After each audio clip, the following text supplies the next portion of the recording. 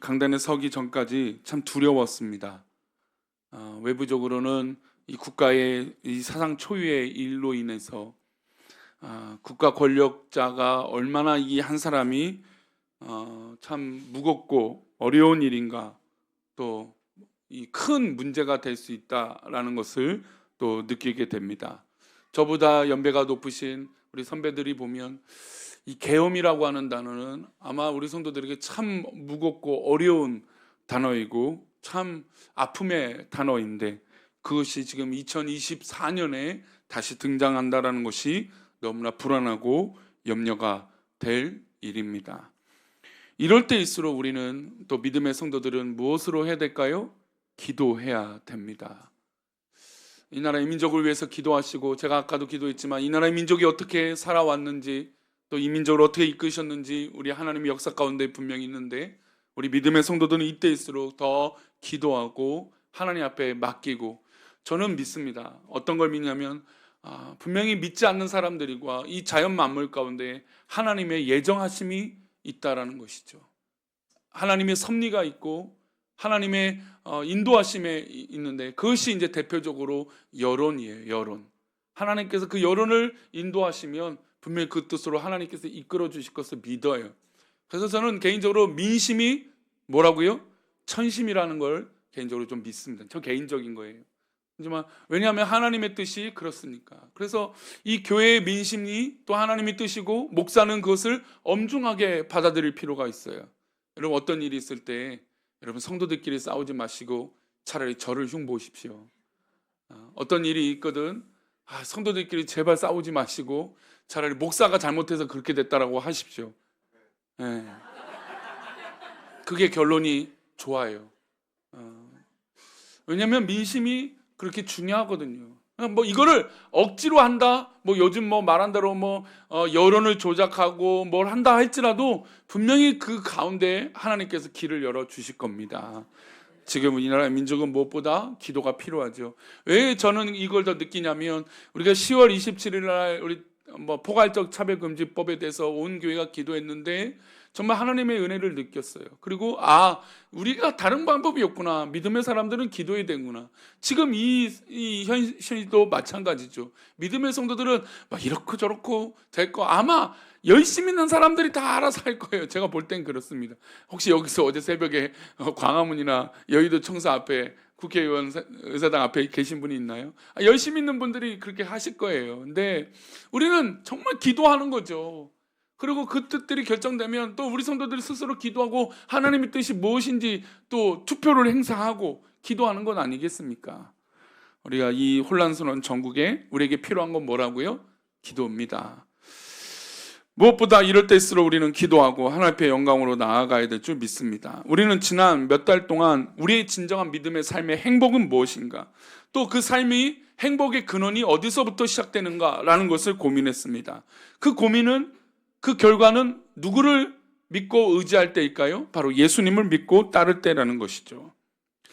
사실 이제 최근에 이제 금요일 기도회 때도 참 이상한 사람, 요즘 너무 많아서 참 힘들다. 그래서 제가 금요 기도회 때 경험했던 일들이 있었어요. 어떤 얘기를 말씀드렸냐면, 이제 이 금요 기도회 전에 이제 목요일이었네요. 목요일 날 우리 도목사님한테, 이제 선교사님한테 보낼 김치가 있으니까 좀 보내주고 택배 좀 보내고 오십시오. 그래서 이 도목사님을 기다리고 이 문 앞에 이 정문에 로비에 있었는데, 한 차가, 근데 제가 차종을 사실 말씀드리고 싶었는데 편견을 가질 만한 차종이었어요.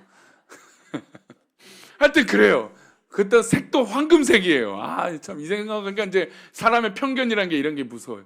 근데 차가 딱 쓰는데 차가 내릴 때 하는 것도 아니고, 근데 우리 교회차 주차 자리라 빼달라, 말아야 되나 이러고 있었어요. 근데 갑자기 문이, 저쪽 운전석 문이 덜컹덜컹 하더라고요. 내리나 보다 했더니 안 내리고 뭐가 퍽 소리가 나는 거예요. 이제 이상하다 그랬더니 차가 쭉 가죠. 금방 빼네 하고 이렇게 차를 보고 이렇게 다시 주차 자리 봤더니 흰색 봉투에 쓰레기가 떨어져 있는 거예요. 그래서 제가 너무나 어이가 없어서 그 차를 향해서 이렇게 번호를 부르면서, 제가 금요일 날 얘기를 했잖아요. 그 기도회 때. 근데 아직도 그 번호가 제가 하도 많이 말해갖고 제가 기억하고 있어요. 보통 까먹을 텐데 하도 많이 말해갖고 막 그 차를 향해서 제 큰 목소리로 다 해서 몇 번 이렇게 했더니 그 차가 이제 제가 쓰레기를 버린 거 눈치챈 걸 알고 그냥 쌩 하고 가더라고요. 아니, 봤더니 쓰레기에 뭐가 있냐면 그냥 술병 몇 병하고 막걸리병 안에 뭐 담배 꽁초가 가득 있는 거예요. 막 손대기도 싫은데 막 그랬어요. 그래서 이걸 어떻게 신고할까 말까 막 고민했는데, 요즘 이상한 사람들이 많잖아요. 그러니까 이상한 사람이 와갖고 이게 교회 앞에서 봤으니까 저 교회가 신고했다 이럴까봐 또 해코지 하면 어떨까. 요즘 이상한 사람들 많잖아요. 그렇지 않으세요? 저 예전 같으면 그냥 신고하고 따지고 싸울 텐데, 이제는 차라리 진짜 이 이상한 사람을 안 만나는 게 괜찮겠다. 이게 내가 편하겠다. 이 생각에, 막 고민을 했어요. 그래서, 정말, 나라도 막 정말, 시끄럽고 정신없는데, 어디 이런 사람들이 있을까. 막 이런 생각이 들었습니다. 마음이 삭막해지죠. 아니, 이런 연말 연시에 따뜻해져야 시기에 자꾸 이 마음이 삭막해지니까 불편하고 속상한 거예요. 근데 이제 어제 저녁에 이제 잠을 자려고 이제 10시 반 이렇게 11시에 이제 누워 있었습니다. 근데 아내가 당신 차가 어디 있어? 그러더라고요. 근데 이 차가 생각해보니까 교회 주차장에 있는 거예요. 원래 평일에 뭐 교회 주차장에 있다 하더라도 주차 자리가 부족하니까 이제 제 아파트에 주차해 놓고 합니다. 근데 제가 깜빡한 거예요. 차가 있는지도 모르고. 그리고 그래서 그 생각이 벌떡 들어서 빨리 그럼 차를 이제 교회에다 갖다 놔야겠다. 그래서 이제 밤에 다시 추리닝을 입고 차를 빼왔습니다. 근데 며칠 동안 놔둬서 이제 이 배터리가 나갈까 해서 좀 이게 시동을 좀 켜놔야겠다 해서 동네 한 바퀴 돌게, 혹시 당신 간식 먹고 싶은 게 있어라고 이제 얘기하고, 늦은 시간이니까 이제 뭐 별로 없다고 얘기하더라고요. 그래서 이렇게 나오는데 한 바퀴 도는데 이제 가운데역 가다가 이 가운데역 앞에 있는 게 떡볶이 집이 하나가 있어요. 굉장히 많은 떡볶이로 유명한 집이 있는데, 원래 보통 그게 10시면 닫아요. 그러니까 평소에는 11시까지 열고, 제가 별거 다 알고 있네요. 사실 이제 어제 감동되어서 검색을 한 거예요. 근데 그 떡볶이 집이 11시에 밤에 오후에 열고 11시에 닫고, 근데 토요일은 이분이 신앙생활을 하고 교회 다니는 분으로 알고 있어서 토요일은 10시, 주일에는 장사를 안 하는 걸로 알고 있어요. 그래서 토요일에 10시인데 제가 11시쯤이었잖아요. 차를 빼고. 근데 열려 있는 거예요. 희한하다. 그런데 딱 그걸 보자마자 주일날 오후에 혹시 우리 젊은 부부들이나 아니면 우리 교육자들이나 오늘 또 이 바이올린 이제 보충 수업을 한다니까 이들을 위해서 간식을 사야겠다 생각이 들었어요. 그래서 열려 있으니까 딱 들어갔습니다. 갔더니 두 분이 얘기를 했죠. 제가 이제 평소에도 가끔 이제 먹는 떡볶이 집이, 아니 이렇게 원래 토요일날에 일찍 닫지 않으세요? 했더니 사람들이 줄줄이 계속 들어와서 그냥 열심히 돈을 벌고 있습니다. 그런 거예요. 근데 제가 이제 교회 다니는 거, 내일 주일인데 피곤하실 때 어떡해요?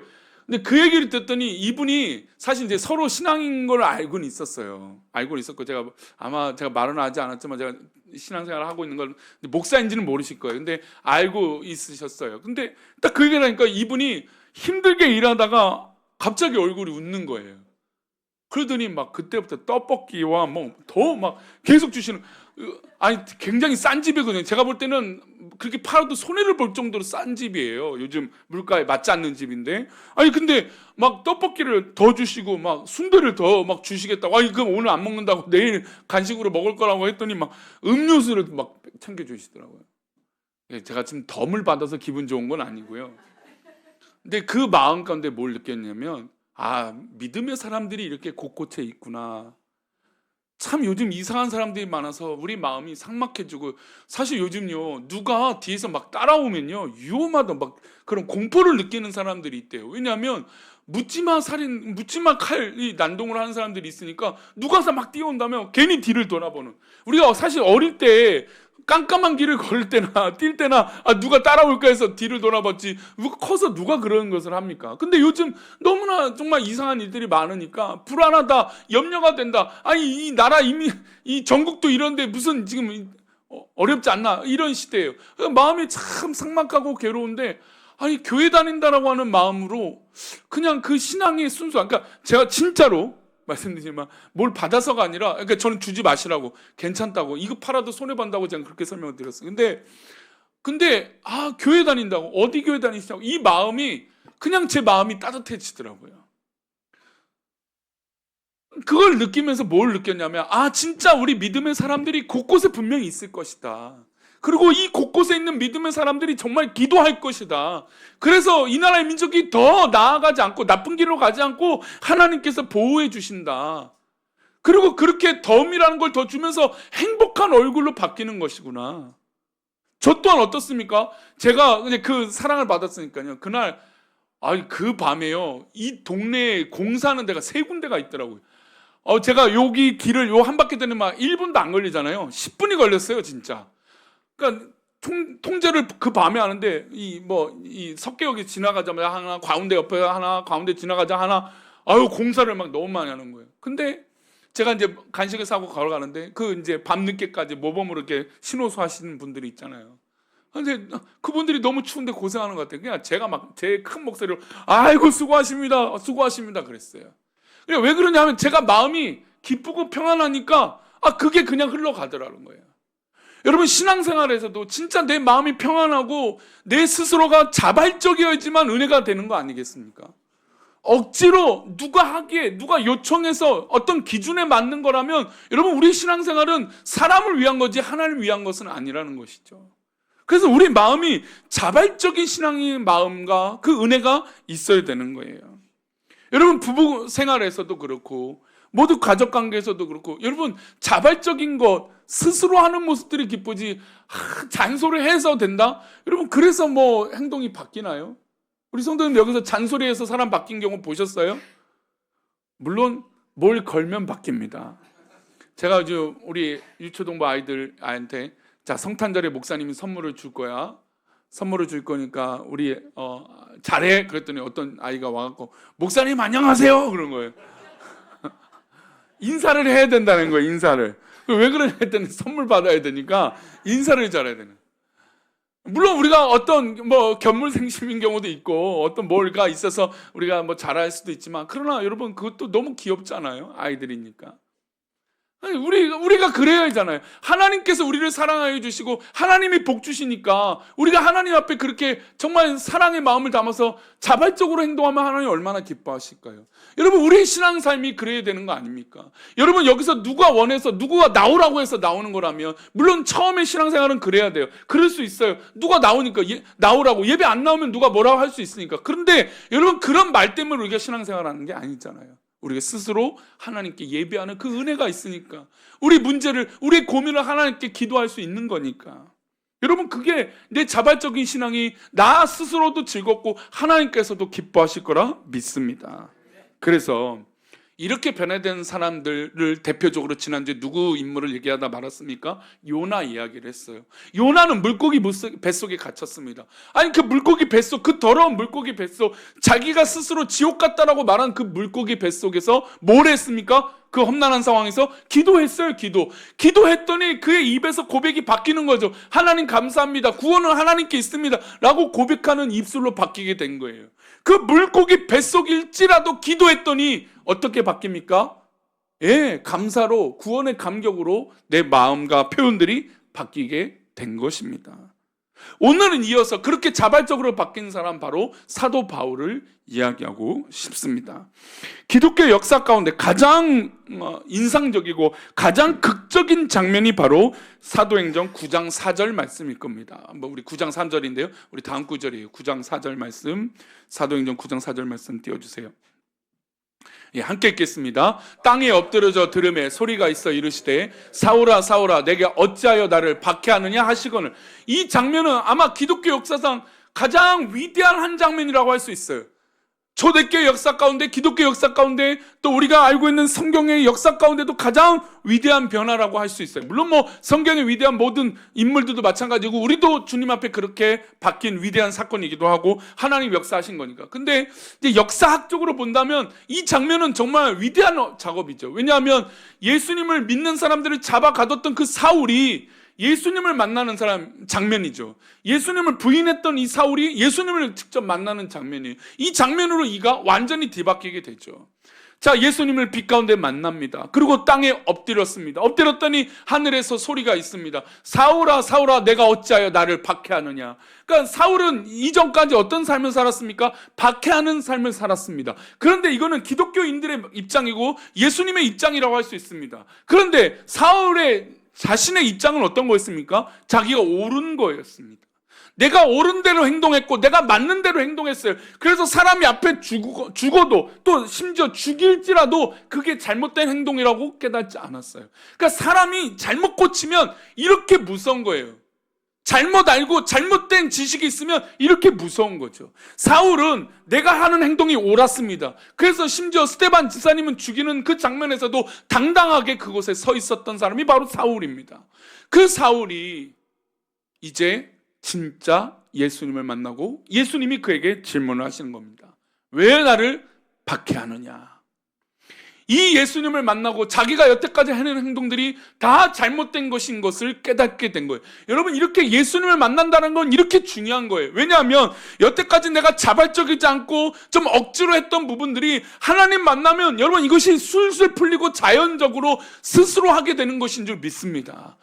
사울이 그렇잖아요. 이제 바울된 사울의 모습이 바로 그랬다라는 거죠. 이전에는 자기가 옳은 대로 나의 의대로 했던 이 사람이 예수님 만나고 뒤바뀌게 됐다라는 겁니다. 그리고 자신의 했던 모든 것들을 부정합니다. 여러분, 제가 예전에도 말씀드렸지만 이단에 빠지고 나서 다시 돌아오는 게 어려운 건 자기 부정을 해야 하기 때문이에요.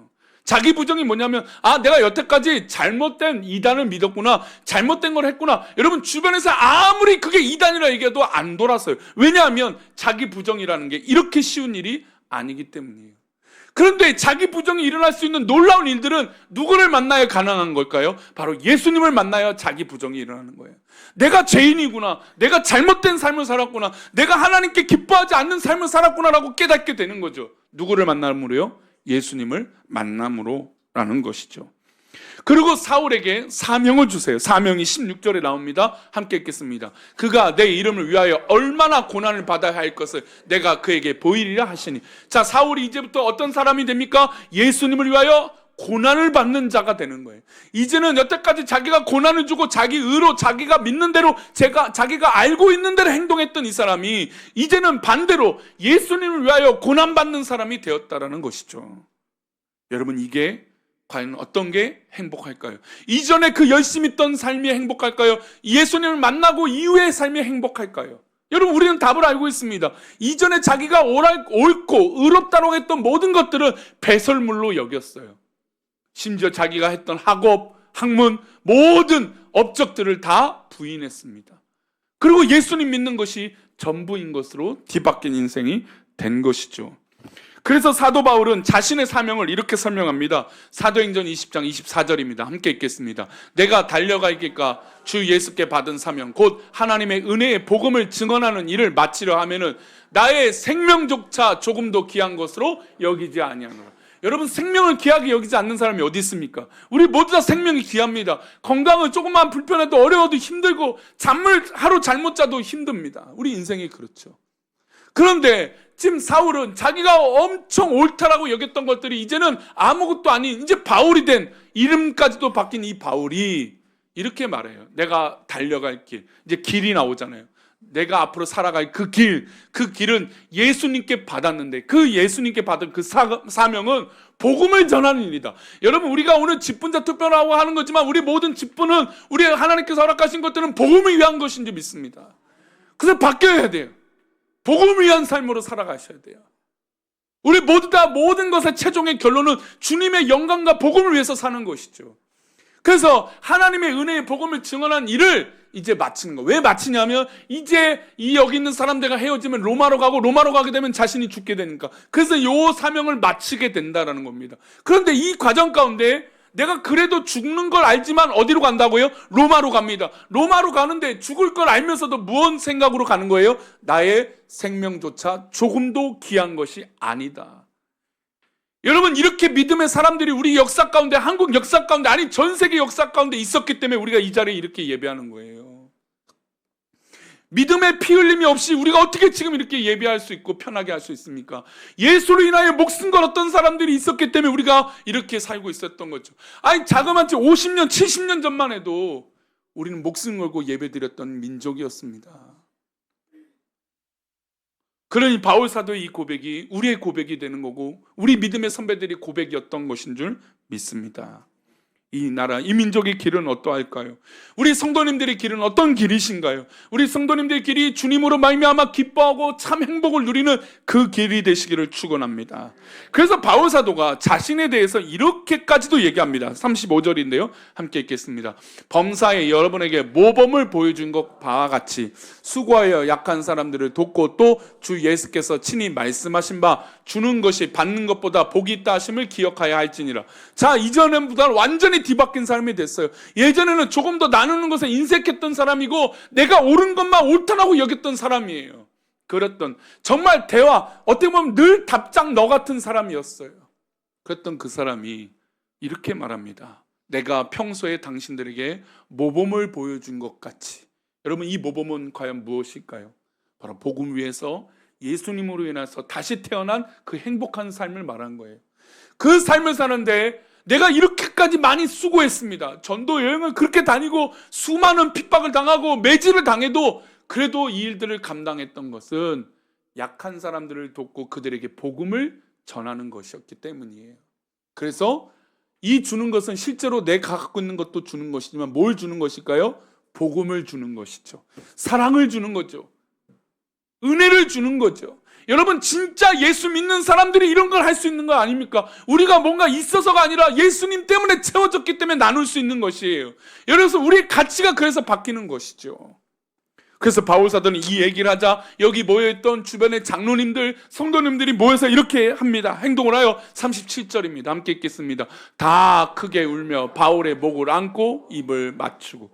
여러분 이전에 예수님 만나기 이전에는 사울은 자기가 옳은 것 때문에 오히려 그 옳은 것을 아느라 주변에 사람들이 없었습니다. 그러나 이제 주는 것이 복되도다라고 깨닫고 복음으로 살아가는 그 인생이 되고 완전히 행복한 삶으로 바뀌니까 주변의 사람들이 어떻게 해요?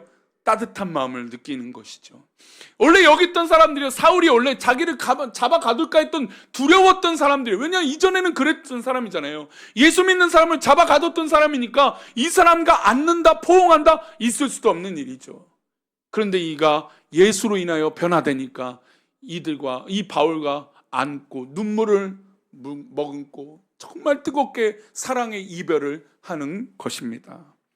저는 우리 교회 공동체가 이렇게 뜨거운 눈물의 기도가 뜨거운 눈물의 사랑이 흘러가기를 소망합니다.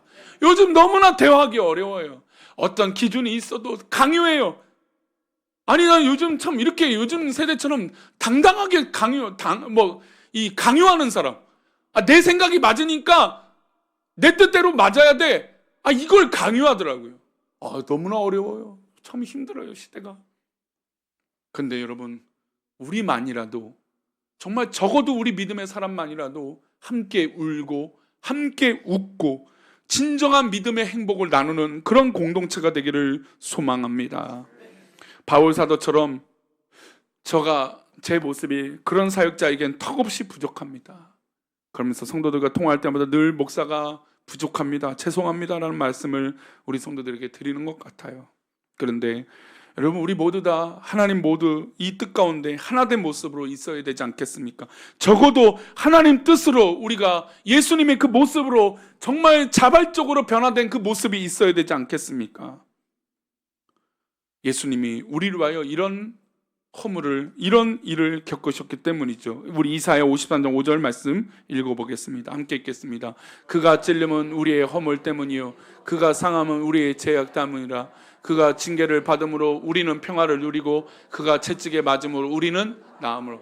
여러분 우리 예수님이 이렇게 책임을 지시고 우리를 위하여 이렇게 하셨는데 왜 절망하십니까? 왜 포기하십니까? 왜 우울감에 있으십니까? 왜 어려움에 있으십니까? 여러분 자유하시기 바랍니다. 예수님이 우리를 위하여 핍박당하셨고 우리를 위하여 우리 죄 때문에 이런 일을 겪으시는 것을 우리가 믿음으로 수납해야 됩니다. 그러니 우리가 누구로 말미암아 다시 태어나야 됩니까? 예수님으로 말미암아 다시 태어나야 되고 다시 살아야 되는 것이죠. 이 예수님의 은혜가 우리 가운데 가득해서 우리 교회가 앞으로도 행복하고 진짜 우리 성도들의 얼굴에 행복한 얼굴이 넘치시기를 축원합니다. 그 자리에 앉으셔서 제가 축도함으로 예배를 마치도록 하겠습니다. 이제는 우리 주 예수 그리스도